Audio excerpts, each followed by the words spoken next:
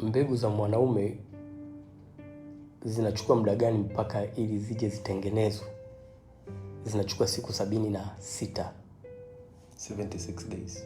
Tangu yani kutoka kwenye, kuna kitu kinaitwa spermatogenesis kwenye source ya mbegu. Yani tangu ile mbegu inapoundwa mpaka inavyo develop mpaka inakuja kwenye epididymis inachukua siku 76.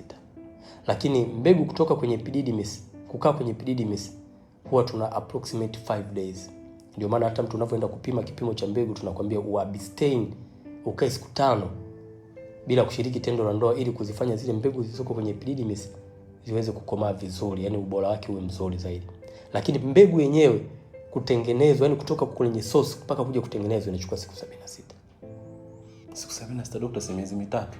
Sasa ndio maana huwa tunasema hebu just imagine mtu ambaye umemasturbate, yani umeshiriki tendo la ndoa ukatoa mani nyingi, labda kwa wiki ukafululiza, sawa, mara nyingi zaidi, alafu ukawa una mtu wa kumasturbate sana, manake ni unatoa kiwango kingi cha mbegu, sawa, yani manake unafanya mfumo wako wa utengenezwaji mbegu utengeneze mbegu nyingi zaidi